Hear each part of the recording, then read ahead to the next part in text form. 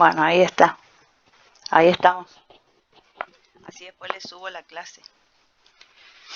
Bueno, entonces la infancia como construcción social adquiere importancia cuando los especialistas la ponen en la mesa de discusión.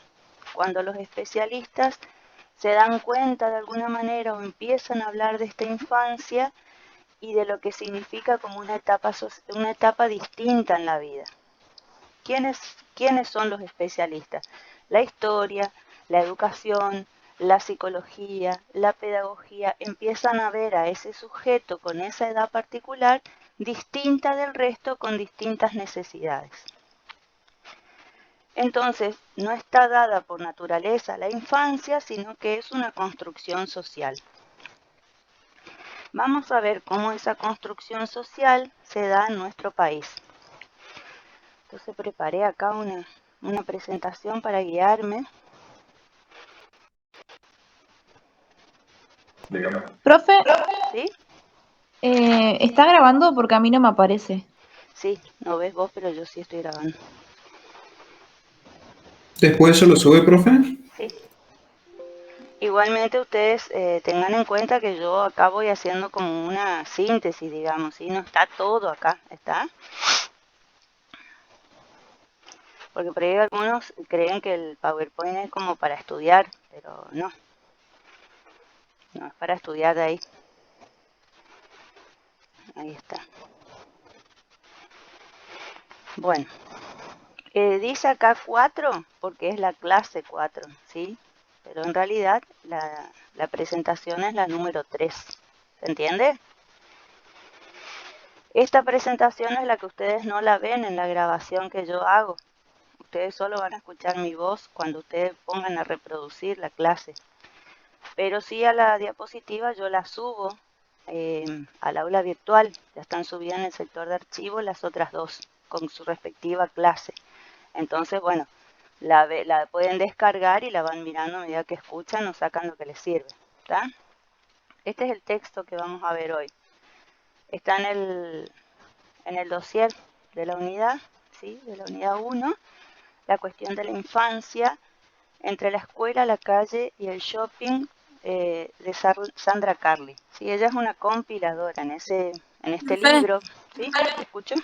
este texto, ¿dónde está, me dijo? No entendí. Está en el archivo, en el aula virtual, dice eje 1, hay un PDF y ahí están todos los archivos juntos de la unidad 1. Está Ok. el que vimos de la historia el otro día, el que vimos de lo que es sujeto y sujeto pedagógico de la primer clase, y este también.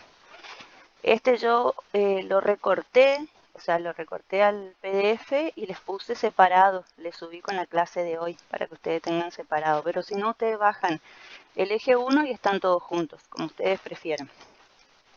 Yo para ir ordenando bien les puse así, ¿está? Pero esta es la primera hoja, digamos, y por eso se van a guiar ustedes. También en la presentación anterior yo les puse ahí un enlace de YouTube. Creo que se llama Caminos de Tiza el programa. Es un programa que está en el canal Encuentro y que habla acerca de la infancia y que muestra como algunas miradas. Si ustedes por ahí lo quieren mirar, no, creo que en total dura 1 hora, pero no es así. Son distintas personas que hablan, eh, especialistas, y que bueno, por ahí les puede ayudar un poquito a ver o a entender también esta cuestión si ustedes quieren mirar. Yo se los puse, después ustedes ven si lo quieren ver. Están en la presentación anterior. Bueno, Profe, vamos. ¿y este texto vamos a usar para otras actividades? Para tenerlo, porque tiene 48 páginas. Eh, como para otras actividades, lo tenés que estudiar para el final, ¿sí? Ah, claro, digo, para así imprimir. Si vos querés, o sea, este texto podés, o vas haciendo una síntesis de lo más importante y la guardás, o lo imprimís, vos elegís. Podés pasarlo a Word, por ejemplo, y vas sacando lo más importante, vas pegando y te haces un apunte y no tenés que imprimir las 48 páginas. Ok. ¿Sí? Bien. Fíjate, ahora yo, por ejemplo, les voy a ir desarrollando la clase y van a ir viendo como conceptos, como ideas claves. vos las podés anotar algunas y después cuando vas a tu apunte vas viendo a ver qué cosas de ahí son importantes. No es tan engorroso de leer si lo vamos entendiendo, por eso yo los voy a ir explicando. Cualquier cosa, ustedes, hoy vamos a llegar hasta la página 30, si todo sale bien, y después desarrollamos las otras páginas. Si ustedes leen en las otras páginas algo que no entienden, ya en la clase que viene me pueden preguntar. Bueno, arrancamos entonces. El texto empieza con el título Notas para pensar la infancia en la Argentina, dice figuras de la historia reciente, y habla, digamos, de que después de la dictadura, ustedes saben que hubo dictadura en Argentina, lo habrán estudiado en la secundaria seguramente, ¿vieron? Memoria, Verdad y Justicia, ¿se acuerdan o no? Para enganchar con lo que ustedes saben, porque si no estamos hablando en el aire. ¿Hicieron los actos en su colegio o no? Sí, profe. ¿Saben qué fecha es? ¿Más o menos? ¿Mes? 24 de marzo. Bien, 24 de marzo. ¿Sí? Todos los 24 de marzo se recuerda algo feo que pasó, ¿sí? Que fue un golpe de Estado que llevó a nuestro país a una dictadura militar. Esa dictadura militar hizo que nuestro país sufriera un retroceso muy importante en lo educativo y en un montón de otros ámbitos, ¿sí? Un retroceso, un estancamiento, y de ese retroceso y de ese estancamiento se salió en el año 1982 con la elección de un presidente electo por voluntad democrática. ¿Recuerdan quién fue? ¿Alguno por ahí? Raúl Alfonsín, y ahora lo vamos a ver más adelante. Bueno, entonces dice la autora, ¿no?, que ese pasaje de ese modelo dictatorial a un modelo democrático, que después se fue empobreciendo cada vez más, ¿sí?, hizo que la infancia vaya atravesando un montón de experiencias con respecto a otras generaciones y se configuraron como una nueva identidad, ¿sí?, unos nuevos niños distintos a los que existían antes. Entonces la cuestión de la infancia se constituye como en un analizador, como en un eje para poder mirar la historia desde los ojos o desde lo que ocurrió con la infancia en nuestro país. Por eso dice ahí la cuestión de la infancia como un analizador. ¿Me siguen? Si por ahí quieren 2 minutos de recreo me avisan, pero no se duerman, por favor. Bueno, y dice que esta hipótesis, esta mirada permite elaborar hipótesis. En esta introducción, la autora desarrolla 6 hipótesis, ¿sí? La primera, que la niñez fue un laboratorio social. Cuando hablamos de laboratorio, ¿qué se imaginan ustedes? Experimentar. Exacto, ¿sí? Un lugar a través de los niños se han experimentado, digamos, han ocurrido a través de ellos un montón de cosas que hizo que también aparezca dentro de eso la desigualdad social dentro de una misma generación infantil, ¿sí? Dentro de unos niños que eran antes, digamos, como más homogéneos, lo que vivían todos, a partir de este momento hay una gran desigualdad social, que ahora vamos a ver cómo se produce esta desigualdad social, pero que atraviesa profundamente lo que es la niñez.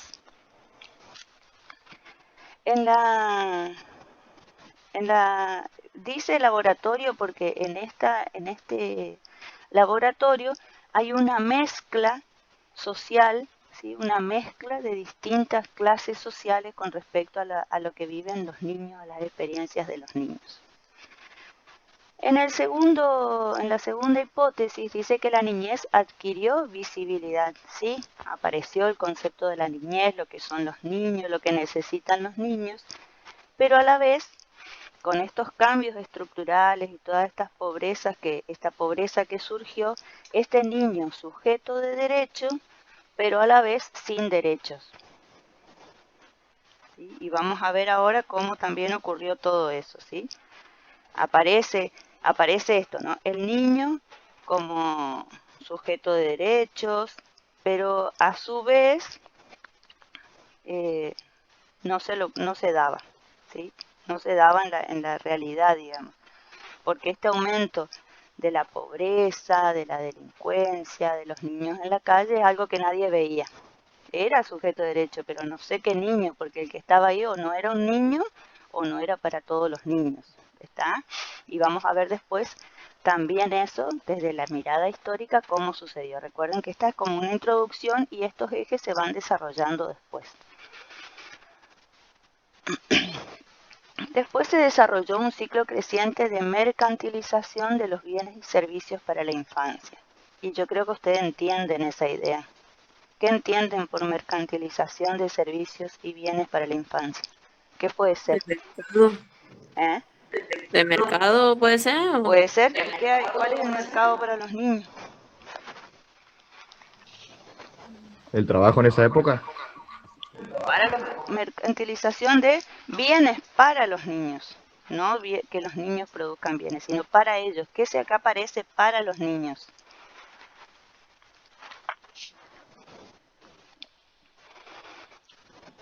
El estudio.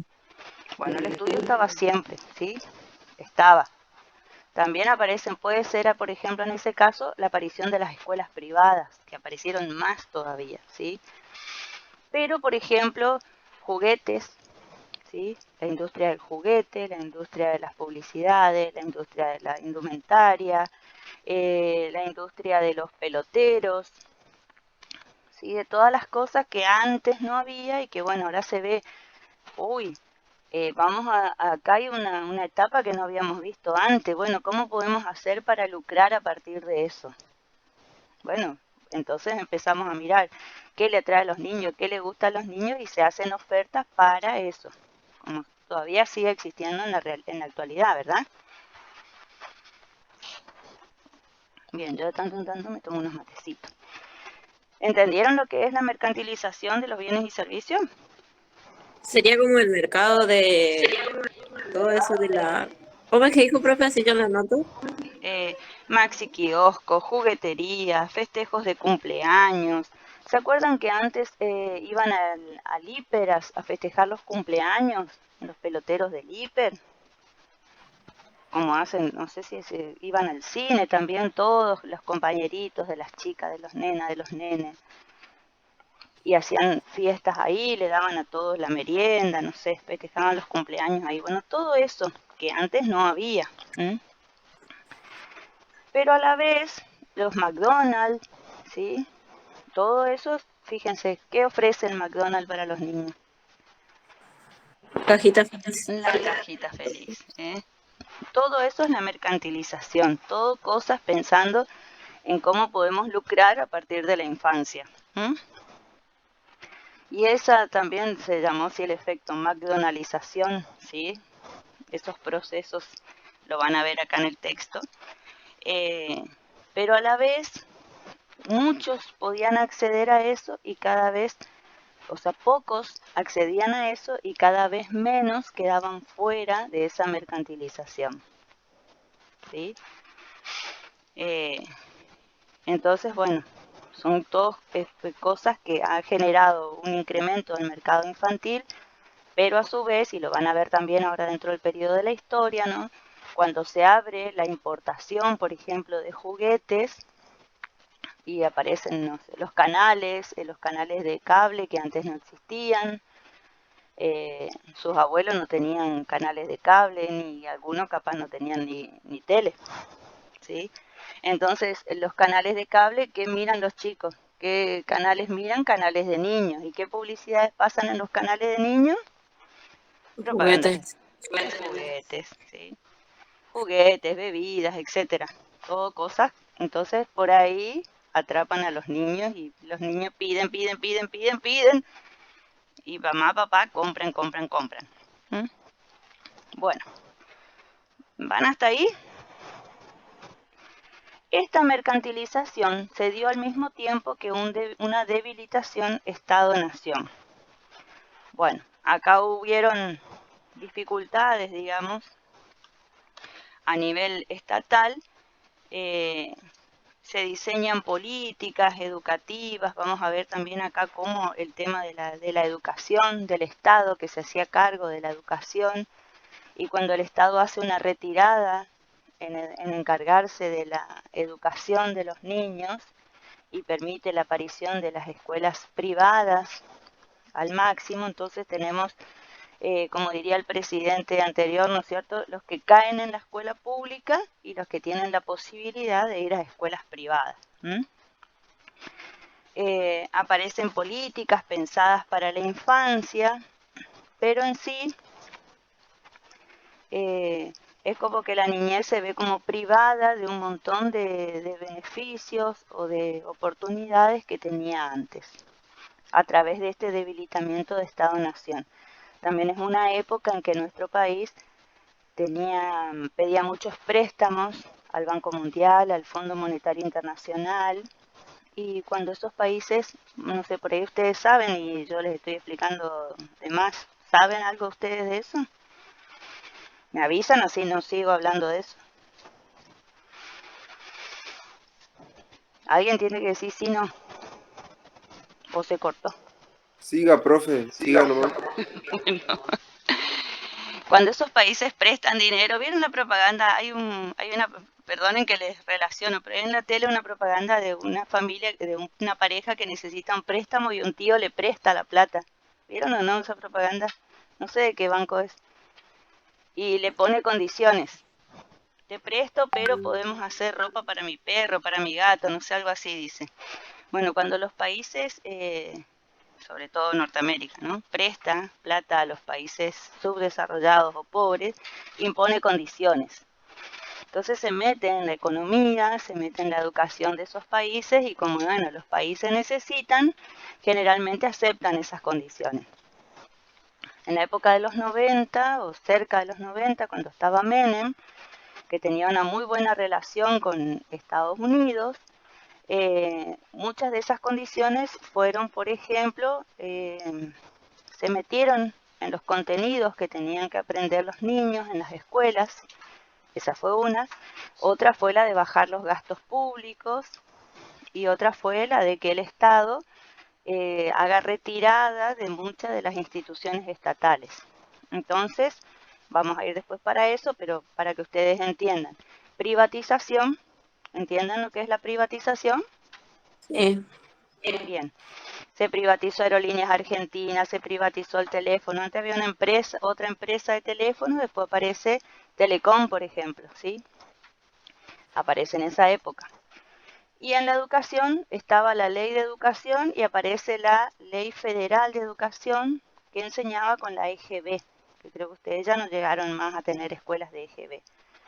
Y dentro Yo de sí esa, tuve, profe. vos tuviste, bien, entonces vos sos de esa generación que fue, digamos, implementada por la Ley Federal de Educación, y entonces ahí como que antes los contenidos eran para emancipar a los niños, para enseñarles a pensar, a independizarse, a crecer, etcétera.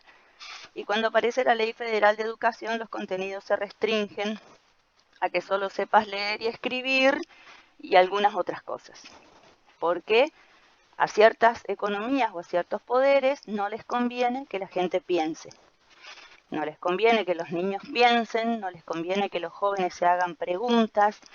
Entonces, es una manera también, si se quiere, una forma de dominio, ¿sí? A través del dinero puedo generar poblaciones que piensen menos, que cuestionen menos, que critiquen menos, y bueno, es una forma también de dominar desde lo intelectual. ¿Se entiende? Todo esto pasó, fíjense, durante esa época de cerca de los 90. La otra vez, profe, no, le comento ¿Sí? que acá en la Argentina creo que es, digamos, uno de los países que tiene la educación pública, la universidad, todo, porque, por ejemplo, en Estados Unidos, desde que nacen los bebés, ya tienen que empezar a pagar o a juntar plata para la universidad. Uh-huh. Sí, sí. Acá vienen en la universidad, por ejemplo, acá en la UNE, por ahí se ven alumnos que vienen de Chile, más se ven en Buenos Aires, que vienen de Chile o de otros países a estudiar, porque nuestra educación es gratuita. Y la educación universitaria es excelente, ¿sí? Ahora estamos pasando por un proceso complicado de lo que es la educación primaria y secundaria y es muy afectada por el tema de la pandemia, lo que va a tener repercusiones más adelante. Vamos a ver cómo sale adelante nuestro país. Yo no, eso es excelente, digamos, no estoy criticando eso, sino les estoy explicando a ustedes lo que quiere decir este debilitamiento Estado-Nación. Es algo que ocurrió objetivamente, más allá de que yo esté de acuerdo con una política o con otra, digamos. Es algo que pasó y que está en la historia, está en los libros, están los investigadores históricos que comentan todo esto, digamos. Hay documentos, ¿sí? Porque el historiador no se pone a pensar nomás y dice, este capaz que quería esto, ¿no? Hay cosas escritas, hay documentos que fundamentan estas ideas que yo les estoy diciendo, ¿sí? Y esto influye también, vamos a ver después, con las escuelas públicas y privadas, este tema de la mercantilización. También, fíjense, en la quinta hipótesis, se desarrolló un ciclo creciente de mercantilización de bienes y servicios para la infancia, las identidades infantiles, y se vieron afectadas por la heterogeneización era, ¿sí? Y homogeneización. Acá, olvidemos. La homogeneización y la heterogeneización cultural. Y acá dirán ustedes, ¿qué es la homogeneización y la heterogeneización sociocultural? Bueno, ¿qué generó? ¿Sí? Generó una mayor división sociocultural. Una mayor división sociocultural. Nuevas formas de distinción social a través del consumo infantil, es decir, a través de lo que yo podía consumir, estaba dentro de una clase sociocultural o de otra. Eso me hacía pertenecer a una clase o a otra. Si yo podía comprar la Barbie era de una clase, pero si me iba a la feria y me compraba una imitación ya no era de esa clase. ¿Sí? Si yo me podía comprar, como dicen ustedes, las originales zapatillas, soy de una clase, ahora si no puedo, me compro la imitación, la copia, ya soy de otra, ¿no? Y si bien esto no tiene nada que ver con lo que uno es, con lo que uno puede, con la capacidad de uno, hace que esta mercantilización divida de alguna forma o conceptualice lo que es uno y lo que es otro. ¿Se entiende esto?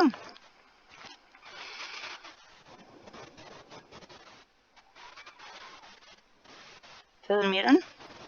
¿Se puede repetir de nuevo, por favor?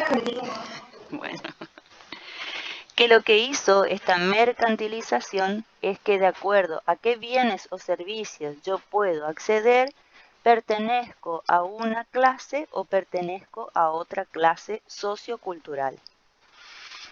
Recuerden que les dije que en esta época social, bueno, no hablamos de lo económico, hablamos algo, ¿no? Pero con respecto a lo económico, por ejemplo, el tema de las privatizaciones hizo que si, por ejemplo, vamos al caso de los trenes, ¿sí? En Buenos Aires los trenes, todos los trenes eran públicos. Al privatizar, pasan a ser de una empresa privada. ¿Y qué pasa con los empleados que estaban ahí? Pregunto a ustedes. ¿Qué les parece? ¿Son desempleados o en el mejor de los casos son terciarizados a la empresa privada? Exacto. En este caso, muchas de las empresas despidieron a sus empleados muy calificados, algunos con muchos años de antigüedad, profesionales. Y entonces, ¿qué pasa? No tenían dónde vivir porque no tenían para pagar alquiler. Entonces, ¿qué aparecen las nuevas villas? ¿Alguno fue a Buenos Aires en colectivo? Yo sí. ¿Viste cuando llegás a la terminal de Retiro, las villas que están alrededor? Sí, Bueno, sí. esas villas crecieron y muchas otras más en Buenos Aires a partir de esta época. No tenía dónde vivir, me iba a una villa. Hacía en mi casa con lo que podía y ustedes habrán visto que en la villa por ahí Hay casas de 2 o 3 pisos que no se sabe qué infraestructura tienen, porque no se sabe si es segura, nada, pero la gente busca un lugar donde vivir.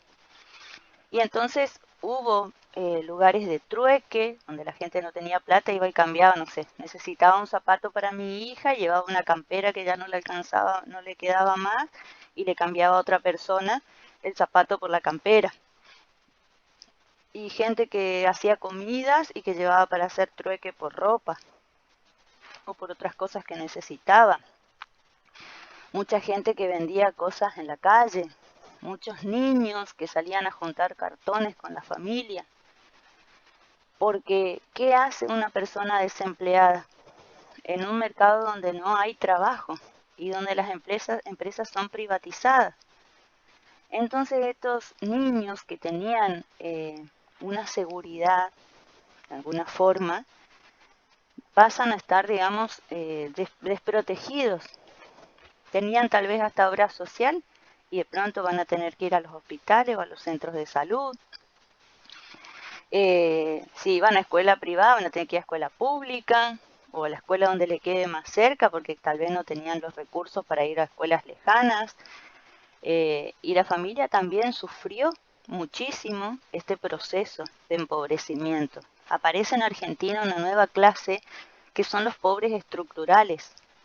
Pobres porque se hacen pobres por quedarse sin empleo, digamos, pero que eran personas calificadas y estaban preparadas para eso. Como algo así como lo que pasó acá con yo en donde vivo había una fábrica de azúcar que le dicen el Ingenio, ¿Vos estás en Las que Palmas? sí, no, de la Leo, pero Ajá, la historia. Y mis sí, abuelos trabajaron ahí y toda la gente que prácticamente vivía acá, gente grande ya, se cerró el ingenio y quedaron sin trabajo. exacto, sí, así. Y por ahí, suponte, vivir en un pueblo donde las cosas son, donde a vos te queda cerca el hospital, la escuela, por ahí, ¿viste? Es un poco más llevadero que vivir a lo mejor en Buenos Aires, donde todo es lejos, donde todo te lleva 1 hora por lo menos de transporte. Entonces fíjense cómo, y por ahí en las provincias o en los pueblos está la familia que por ahí hace de sostén o de ayuda o alguien o alguna cosa se puede hacer, digamos. Pero en esas ciudades grandes, al haber tanta gente en esa misma situación, afectó de una manera profunda, ¿no? Y estos niños que estaban de alguna manera protegidos, que vivían sin grandes conflictos o problemas en ese sentido, pasan ahora a tener que ir aparecen muchos niños en la calle, muchos niños pidiendo, muchos niños vendiendo para los padres o para quien sea, mucha gente que sale a vender cosas en la calle. Y entonces, bueno, tenemos acá entonces dos cosas marcadas. Por un lado, los que eran parte de esa clase que estaban en las empresas privadas, que tenía acceso a a la economía, a la cultura, a los teatros, a los cines, a un montón de bienes y servicios, y por otro lado estos pobres, que no eran tan pobres porque antes eran clase media, pero ahora de golpe son pobres. Y entonces ya no puedo acceder a eso, no puedo acceder a la Barbie, bueno, tendré no sé, la muñeca X, parecida pero no igual. No tendré la zapatilla, no sé, Puma, tendré otra, Puna, no sé, una parecida pero no igual, una imitación, digamos. Entonces, esa diferencia, ¿no? Que les estoy de alguna forma exagerando con estos ejemplos, hace que una clase, ¿sí?, pueda acceder a una cosa y la otra a otra cosa totalmente distinta y muy lejanas unas de la otra. ¿Se entiende? Sí, profe. Sí. Bueno. Y también se produce una crisis de autoridad, ¿no? Si ustedes por ahí escuchan los abuelos, los padres, decían, no, si antes me decían esto, yo le daba un sopapo y enseguida se callaba, un chancletazo, lo que sea. Y ahora fíjense que cada vez más, ¿qué pasa con los niños y los padres? A ver, ustedes que ven ahora cómo son los niños con la familia o con la escuela. ¿Qué ven? Por ahí un poco más rebeldía, de libertades. Son, por así decirlo, son más flexibles con algunas cosas que por ahí están mal, no sé, por ser flexibles así se les va de las manos. Ujú. Sí, puede ser antes, por ejemplo, esta crisis de autoridad que se vive en la familia, en la escuela, en la sociedad, ¿sí? También se da como fenómeno el aumento de la violencia en los vínculos. Vieron que hay muchos casos, por ejemplo, ahora de, de padres maltratados por sus hijos. ¿Mm? Es una de las cosas, el maltrato paternal, digo yo, ¿no? Eh, También se dio el crecimiento del trabajo infantil y también esto llevó hasta la expansión de la pedofilia en el país. Un montón de consecuencias tuvo esta crisis de autoridad, ¿no? Porque el niño que está en la calle sufre riesgos. ¿Qué riesgos puede estar, em, puede estar expuesto un niño que anda en la calle? A ver, díganme ustedes. Secuestro, Bueno, enfermedades, ¿sí? Violencia, violación. Exacto. Aborto. Ujú. abusos. Todo eso, Desnutrición. todo eso, todo eso. ¿Sí? Todo eso llevó, digamos, a esta crisis. Y esta crisis de unos padres que venían en la época militar, fíjense, no sé si le contarán sus abuelos por ahí, por ejemplo, cuando iban al colegio, la camisa, el cuello de la camisa, porque había que ir con camisa y corbata al colegio, el cuello de la camisa no se tenía que juntar con el largo del cabello atrás. O sea, no podía ser el cabello más largo que el cuello de la camisa. Y cuando entraban al colegio, los preceptores miraban a los alumnos que vayan todos con el pelo corto y ese era el máximo largo que se podía tener. Profe, en mi ¿Sí? escuela no se podía usar barba y el largo del pelo lo tenía que pasar la nuca. Bien, bien, eso viene de esa época. ¿Sí? Vieron cómo hay cosas que van cambiando y otras cosas que no. El Instituto de Educación Física se creó en esa época, en la época militar. Profe, perdón ¿Sí? que opine, pero hay escuelas que todavía sostienen eso. Por ejemplo, un ejemplo es que si bien está un poco más, hay un poco más de libertades, el Colegio Don Bosco de acá de Resistencia sigue sosteniendo este tipo de cosas, la barba, el pelo, por lo menos que van mis hermanos ahí, eso se sigue sosteniendo. Ujú. En menor medida, pero se sigue sosteniendo. Claro, porque tenemos por un lado la escuela pública y por otro lado las escuelas de gestión privada. Esa escuela, el Don Bosco, es una escuela de gestión privada, donde yo llevo a mi hijo y lo anoto porque a mí me gusta esa educación y esos valores. Y yo ya lo llevo sabiendo que esa es la educación y esos son los valores.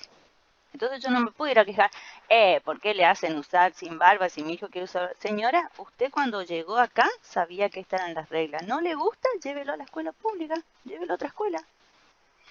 Y entonces, ¿qué hago como mamá? Me quedo calladita. Se supone que uno manda a su hijo a una escuela de gestión social o privada porque coincide con esos valores, ¿entendés? Rezarán, tendrán que hacer alguna oración de vez en cuando y bueno, porque es la modalidad de la escuela. Si no me gusta, lo llevo a otro lado. Pero la escuela no va a cambiar por mí porque esos son sus valores, su ideario, ¿entendés? En cambio, en la escuela pública, eso no existe, Profe, ¿sí? en la escuela que yo iba, que es pública, también tenían esas medidas. ¿De dónde sos vos? Yo iba a la 33, la Juan Facundo Quiroga.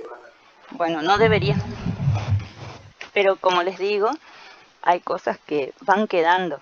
Hay cosas que no se... No es que, por ejemplo, yo cambio de una época histórica a otra y cambia todo. Y cambia de golpe, porque a veces las personas que están son las que mantienen, digamos, esas ideas, Profe, ¿sí?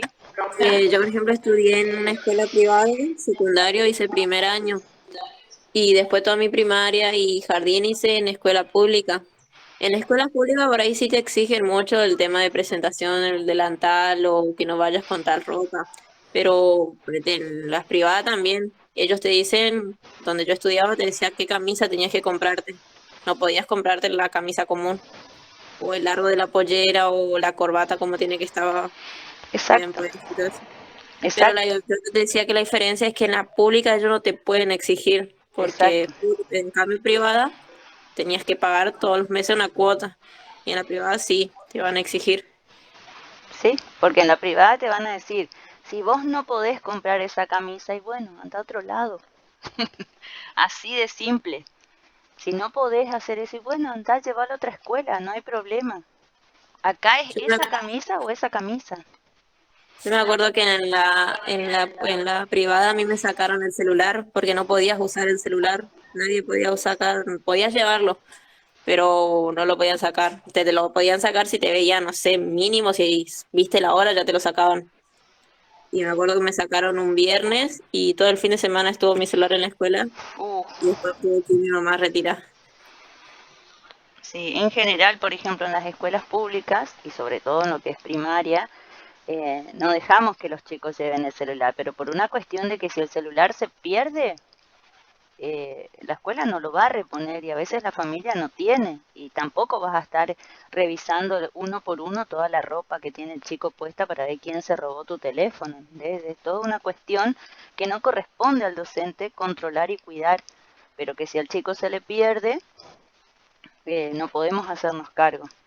Y por otro lado, y ustedes como profesores también van a tener que cuidarse, son las fotos y las filmaciones que los chicos hacen ahora durante las clases. Porque yo puedo filmar lo que a mí me conviene o editar lo que me conviene y decir que mi profesor o mi profesora es esto o lo otro, cuando no es real. Y una vez que se viraliza, queda todo en las redes y hay un desprestigio y un montón de consecuencias que trae ese tema. Por eso también es algo que se cuida dentro de las instituciones. ¿Entendés? A veces dicen, mira, dice la mamá, señor, yo le voy a dejar el teléfono porque me tiene que avisar tal cosa o lo que sea, y no tengo cómo comunicarme y va a tener una mochila. Bueno, vos sabés eso, es un caso particular, digamos, pero en lo mejor es que no lo tengan. Sobre todo los niños en la escuela primaria no necesitan el teléfono. ¿Para qué necesitan? Si la escuela tiene teléfono, la maestra tiene teléfono y la mamá tiene teléfono, la comunicación se hace entre adultos, no con los niños. ¿Entienden? Bueno, eh, siguiendo, esto nos va a llevar a poder encontrar o a poder explorar la relación entre infancia y sociedad, infancia y educación, infancia y políticas. Esto es lo que vamos a ver a lo largo de este texto, la relación de la infancia con todo este tema. Vamos a empezar, y acá fíjense que solamente yo les traje imágenes porque el texto lo tienen ustedes, ¿sí? Yo se los voy más o menos dando masticadito para que ustedes lo vayan entendiendo, ¿sí? Habíamos dicho un ratito antes que hubo una época de dictadura militar. En el año 1983 asume Raúl Alfonsín como nuevo presidente de la Argentina. Fue una gran felicidad, yo sí me acuerdo, así que les puedo contar por vivencia propia, una gran felicidad que la Argentina pueda volver a la democracia, ¿sí? Porque la época de la dictadura militar fue una época de miedo, ¿sí? No sé si ustedes sabían, pero no podían ustedes, por ejemplo, ahora que se juntan a hacer previas, no sé cómo se llaman después, las previas, y salir a los boliches, y salir hasta tarde, y juntarse en los parques, y todas esas cosas no estaba permitido. Y muchas veces mucha gente tenía miedo porque a veces leer cualquier cosa no estaba permitido, entonces vos por ahí te juntabas con alguien que no sabías quién era o era una gran amiga pero tenía otras ideas y de golpe se llevaban a tu amiga presa y no aparecía nunca más. Y vos vivías preocupado que no sea que un día vengan y te lleven a vos porque eras amiga de esa persona y tal vez ni hizo nada esa persona pero igual la llevaron y no apareció más y y capaz te llevaban a vos también. Fue una época de miedo, ¿sí? De una frase que ustedes habrán escuchado que decía, algo habrán hecho, porque la gente decía así, bueno, si se lo llevaron, algo habrán hecho. Esa era la frase, ¿no? Y no siempre era porque algo habrán hecho, o sea, pensar distinto estaba mal, hablar en contra del gobierno estaba mal. Todo lo que no era seguir las reglas al pie de la letra estaba mal. Inclusive dentro de las escuelas primarias y secundarias había maestros, profesores que escuchaban hablar a los niños y cuando decían algunas ideas medias raras enseguida avisaban a los militares y llegaban a la casa de las familias de los niños o de los jóvenes. Fíjense hasta dónde. O sea que uno, no es, vieron que ustedes en el colegio le dicen, ¿qué piensan sobre tal cosa? Yo les digo, ¿qué piensan? En ese momento no había que pensar. Había que estudiar, leer la lectura y lo que decía la lectura había que escribir nada de lo que yo pienso, lo que a mí me parece, inventar otro final al cuento, no. Todo como está ahí exactamente. Muchos libros se prohibieron, hasta libros de cuentos para los niños que hablaban de pensar diferente, fíjense. Todas esas prohibiciones, era una época de miedo. Así que era como salir de estar encerrado en una caja o estar encerrado en una casa y de golpe salir a la libertad. Eso fue la aparición de la democracia. Aparecieron también muchas revistas pornográficas por todos lados porque todo eso estaba prohibido, no habían antes. Entonces, bueno, fue toda una época también de liberación en todos los sentidos. Aparecen también bandas de rock argentina, muchas, porque el rock argentino estaba prácticamente prohibido. Solamente algunos quedaban acá como Charly García. ¿Escucharon hablar de él? Sí, profe. Sí, obvio. Bueno, Charly, por ejemplo, vieron, él escribió una canción que se llama Los Dinosaurios y que hablaba de los militares, pero ellos no se dieron cuenta que él hablaba de ellos en esa canción. Él seguía haciendo música y se quedó y escribió muchas canciones que son hitos también y que se recuerdan de esa época, ¿sí? Ahí están también las famosas clandestinas, que no, porque en ese tiempo no podían hacer ningún tipo de reuniones, y más los músicos que viven de eso, tenían que, tenían que ir a unos de esos eventos clandestinos para poder conseguir. Sí, a escondidas o disfrazaban las letras de las canciones y muchos se tuvieron que ir, como Mercedes Sosa se fue, ¿quién más se fue? No me sale el nombre ahora que escribió, solo le pido a Dios, León Gieco se fue de Argentina, se tuvieron que ir porque corrían riesgo de desaparecer, digamos, una cosa así, andate porque esto está jodido y podés desaparecer en cualquier momento, entonces agarraban un avión y chau, se iban al exterior. Eso fue lo que se vivió antes, digamos, ¿no? Entonces, imagínense, con pocas pistas que les doy, lo que fue el ingreso a la democracia, a la libertad, ¿no? Bueno, y en esta libertad estuvo Raúl Alfonsín, que lo ven ahí arriba, levantando el brazo, era radical, tuvo 2 periodos de gobierno.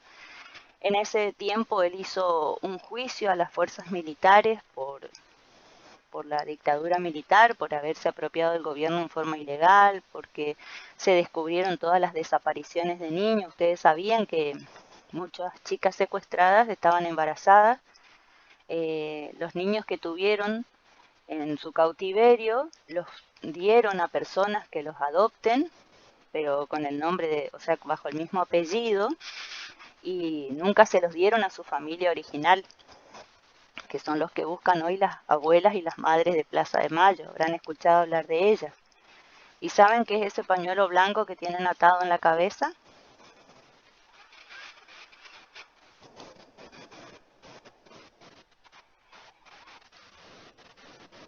No, profe. Bueno, ese pañuelo blanco es el pañal. ¿Se acuerdan que yo les dije que antes se usaban pañales de tela? Bueno, ese pañal de tela era un rectángulo, ¿sí? Un rectángulo blanco que se doblaba en 3, hacía como una franja a lo largo y se le ponía a la cola al bebé. Ellas los doblaron como un triángulo y se lo ataron en la cabeza, el pañal de sus hijos, de sus nietos, y fueron las primeras que tuvieron la valentía de ir a reclamar en silencio. Fíjense a veces cómo acciones y no palabras mueven a la historia, ¿sí? ¿Qué hacían ellas? Hacían ronda frente a la casa de gobierno, en la plaza que estaba ahí, caminaban calladita alrededor de la plaza, y esa era toda su protesta. Todos los jueves creo que iban y hacían eso, para pedir. Nadie, no decían nada, pero todos sabían lo que significaba, ¿sí? Pedir por sus hijos, por sus nietos. Esos nietos desaparecidos hasta hoy los siguen buscando, habrán escuchado. Creo que ya apareció hasta el número 103 de niños apropiados. Así que fue también una época, esa clase de delito que hicieron los militares con esos niños también se juzgó, y las torturas que hicieron, porque yo podía detener a alguien, pero las torturas que realizaron a varones y mujeres era algo inhumano. Entonces, durante la época de Alfonsín se juzgó a las fuerzas militares por todos esos temas. Pero como la deuda externa aumentó como un 400% durante la época de la dictadura militar, imagínense que necesitaban armas para la guerra de Malvinas, y también dicen que muchos militares tenían cuentas en el extranjero con una cantidad de dinero que no se sabe dónde fue esa plata, pero nuestra deuda externa era enorme. Y bueno, Raúl Alfonsín no pudo con toda esa crisis económica, digamos, y después de su presidencia vino Menem, que está ahí abajo, ¿lo ven? ¿Están viendo ustedes o no? Sí, profe. Sí, profe. Bueno, apuro para terminar con, aunque sea llegamos hasta acá un poquito más, ¿sí? Y después de la página, estamos en la página 24, así que después seguimos. Vamos a llegar hasta la 30. Bueno, cuando vino Menem, empezó a tener amistad con Estados Unidos. Su ministro de Economía fue Cavallo, y si ustedes miran ahí, esa mano tiene 2 billetes. ¿De qué son? ¿El dólar y el peso argentino o el austral puede ser? Sí, el dólar y el peso valían lo mismo. Logró eso. Imagínense qué hacía la gente. Se iba al exterior, viajaba. Imagínense que nuestro peso valga $1. Imagínense el acceso a las compras. La gente ni arreglaba los electrodomésticos, se compraba otro nuevo. Fue una época de gran despilfarro para muchos, y para otros fue una época de gran pobreza, porque a la vez, si ustedes miran ahí, dice basta de despidos, política de privatizaciones. ¿Qué hizo Menem? Indultó a todos los militares. ¿Qué indultó? Los perdonó. O sea, lo que había juzgado Alfonsín, Menem los perdonó. Y nuestra deuda externa siguió. O sea, en la época de Alfonsín no pudo con la economía, les digo, había una inflación enorme, enorme. Por ejemplo, ustedes iban hoy al supermercado, el azúcar salía a 80 pesos. Iban mañana y durante toda la noche, antes no había código de barras, sino una maquinita que les ponía un papelito con el precio. Durante toda la noche remarcaban el azúcar, mañana salía a 90. Después, durante toda la noche del miércoles remarcaban, el jueves salía a 100. No les miento, chicos, no les miento, así era. Todos los días subían las cosas. Muchas familias hacían pan en su casa, fabricaban cosas para vender, todo porque no les daba el bolsillo para poder mantener la economía. O sea, solo comían con suerte, lo que fue esa época de mucha inflación. Entonces, bueno, asume Menem, ahí sí, entonces él pide préstamos, por supuesto, con eso consigue el dólar, el peso, pero el dólar y el peso después va a ser como una bola de nieve que viene bajando de la montaña. Imagínense cómo llegó, con una gran pobreza para todos. Con una gran pobreza para todos, por esto de los despidos, por esto de los pobres estructurales. Entonces empieza como un proceso de empobrecimiento de Argentina que comienza en los 80 y después en los 90 aparece, digamos, este ajuste, ¿no? Este ajuste porque se acuerdan que les dije que al prestarnos dinero había que ajustar. ¿Vieron cuando dice la mamá, hay que ajustar los gastos? ¿Qué significa, por ejemplo? ¿Qué sería para ustedes ajustar sus gastos?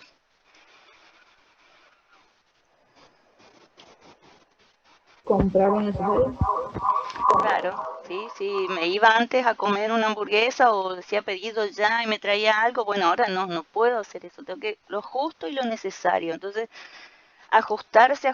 Entonces, no hay que gastar en actividades infantiles para los niños, no hay presupuesto para deporte, no hay presupuesto para gastos hospitalarios extra, lo mínimo y necesario, no hay presupuestos para salidas en las escuelas, no hay presupuesto para libros en las escuelas, no hay lo justo y lo necesario. Y si hay empresas públicas hay que privatizar, hay que vender todo para hacer menos gasto, porque si uno tiene una empresa pública le tiene que pagar el sueldo a los empleados.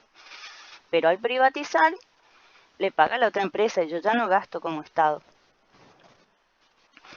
Entonces, bueno, aparecen estos nuevos pobres con una pobreza adquirida, que yo les decía, los pobres estructurales, esta clase media que se vuelve pobre, ¿sí? Y hay una transformación en el tejido social de la Argentina. ¿Sí? Hay una transformación. Acá está Fernando de la Rúa, que vino después de Menem,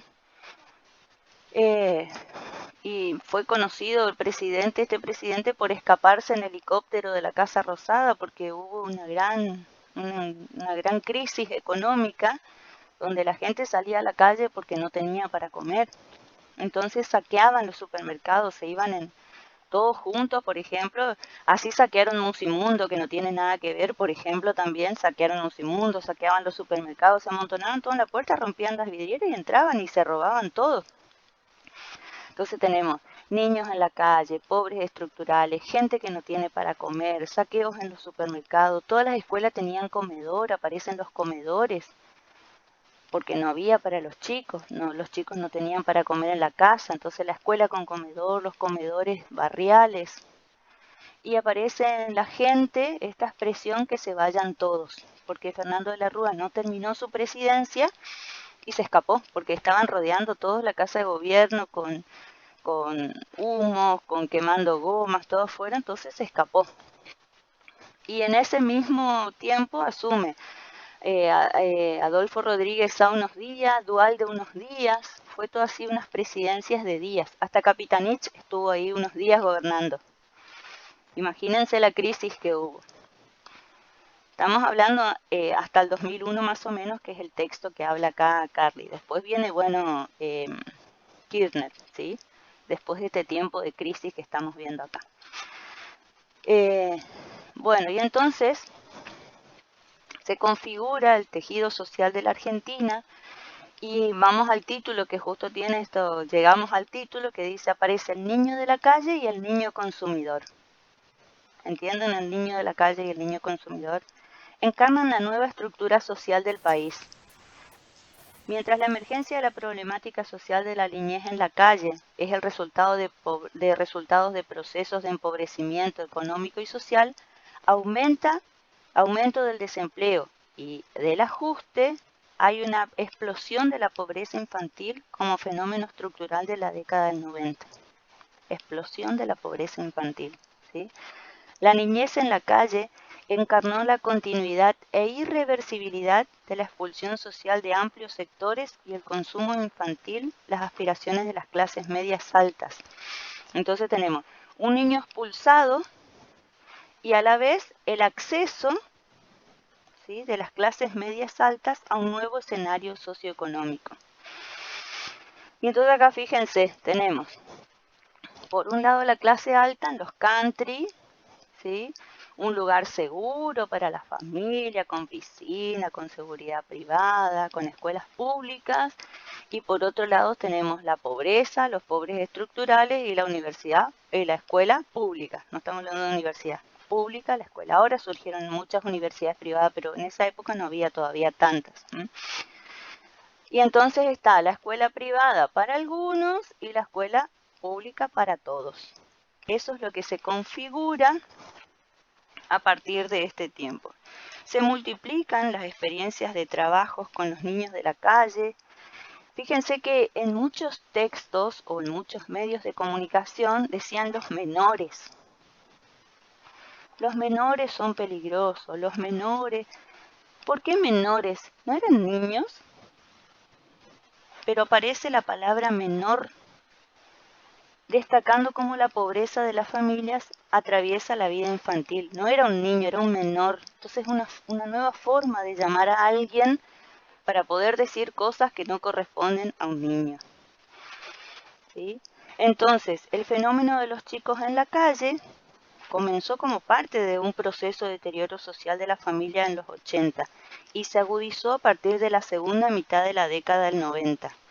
Hubo una transformación de los niños y las mujeres por el empobrecimiento de los hogares. Y entonces, bueno, la Convención Internacional de los Derechos del Niño, ¿no?, aparece ahí en ese tiempo para ayudar a los niños, para promover, digamos, sus derechos y todo, pero si lo estamos viendo acá, eso no se daba. La problemática del consumo y la figura del niño consumidor resulta una metáfora de la inclusión material o imaginaria. Es decir, ese niño de consumo se daba, era imaginaria esa inclusión, porque no todos los niños podían acceder a ese consumo, solo cierta clase podía acceder a eso.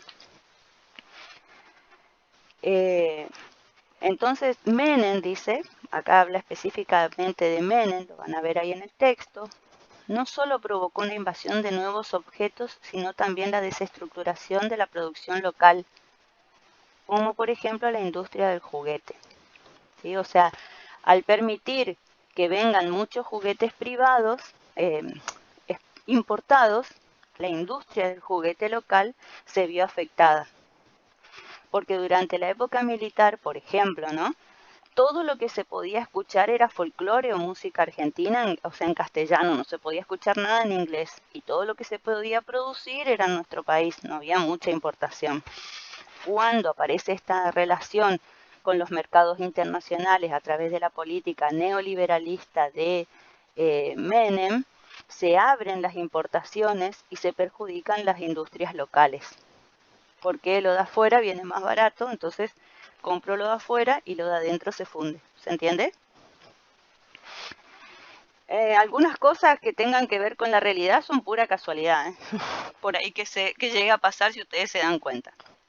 Entonces, el consumo específicamente cultural, acá estamos hablando de consumo cultural, ¿sí?, sería un conjunto de procesos de apropiación y usos de productos en los que el valor simbólico prevalece por sobre los valores de uso y de cambio, o donde al menos estos últimos se configuran subordinados a la dimensión simbólica. Es decir, el consumo cultural no tiene que ver con el objeto en sí, sino con el acceso o lo que significa ese acceso para la persona que lo puede hacer. Por ejemplo, aparece la expansión del mercado de productos para niños, la televisión satelital, la expansión de la informática, un nuevo tipo de espectáculos infantiles, una nueva configuración comercial y estética de la producción cultural, la diversificación de la oferta de la educación privada. Todas esas son las cosas nuevas, digamos, que aparecen. Al teatro, por ejemplo. Todos los niños podían ir al teatro, a ver, no sé, Chiquititas, que tal vez era de esa época, y no. Todos los niños podían tener televisión satelital en esa época, y no. Entonces no es la cosa en sí, sino lo que significa poder ir al teatro, poder tener la tele, poder tener ir de viaje, poder tener una computadora en mi casa, que hasta hoy ni los chicos tienen. No sé qué porcentaje tendrá computadoras en su casa, si no es tal vez estatal.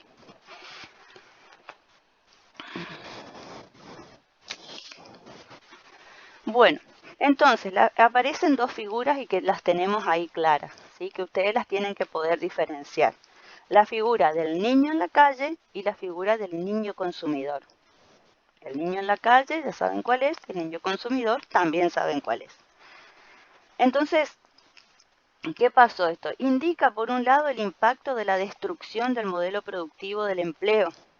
Fíjense, estamos hablando de niñez, pero no podemos hablar de la niñez sin ubicarla en un contexto histórico y social, ¿sí? Porque la niñez no es algo extraterrestre que viene del espacio y no está influido por nada, sino que es el producto, el resultado de algo, ¿sí? Entonces dice que esta destrucción del modelo productivo, que quiere decir las empresas nacionales, el aumento y el deterioro del desempleo, el deterioro de las familias, generó una expulsión o salida de los hijos a la calle. Y por otro lado, la centralidad económica que un mercado global y transnacional adquiere a través de productos y bienes de diverso tipo. Entonces hay un nuevo paisaje cultural a disposición de los niños de distintos sectores sociales, de la televisión a la venta directa y en los comercios. Entonces hay un deterioro social, un consumo ampliado, un acceso desigual al consumo que se combinaron de distintos modos.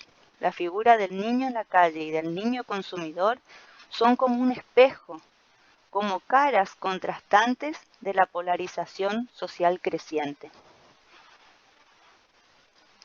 Las transformaciones productivas en las décadas recientes demandan mirar esta visión que tiende a considerar como un todo, pero que no es así. Las identidades infantiles comenzaron a presentar, por un lado, marcas de proceso de diferenciación social y, por otro lado, signos de homogeneización cultural resultante del impacto, los gustos y las necesidades de una cultura globalizada. Homogéneo es todo una misma cosa.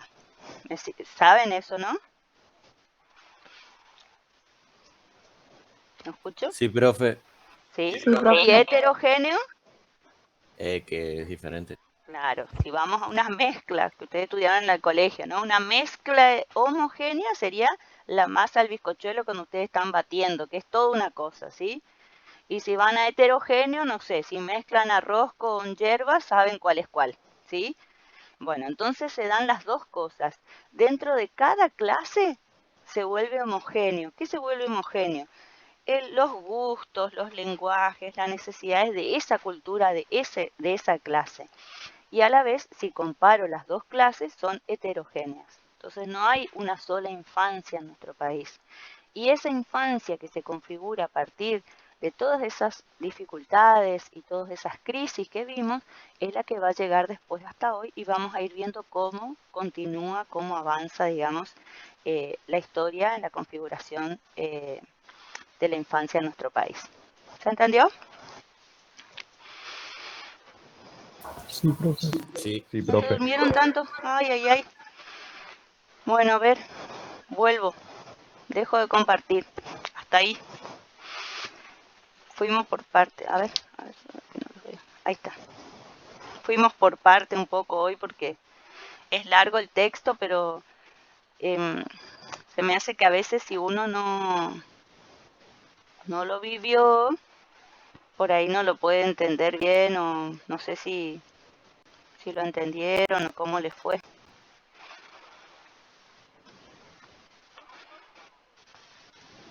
No me contestan nada. Profe, Sí, profe, sí, te escucho. ¿en qué página quedamos? Quedamos en la página 30.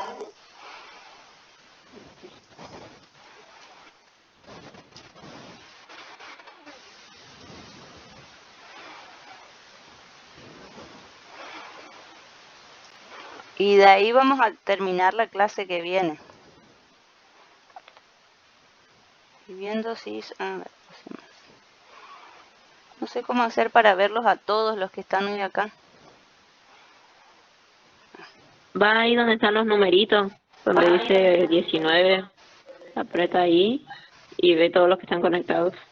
Ah, acá están. Sí. Muy bien, mi ayudante.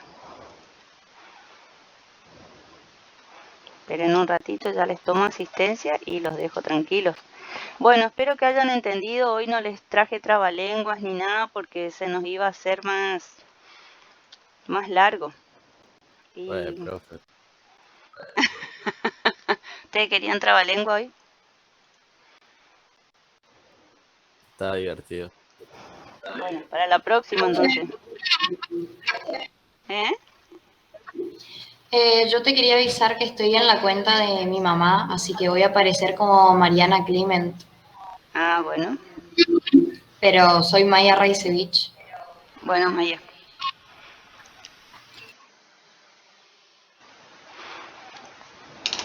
Bien. A ver, espérate que me faltan más acá. Ah.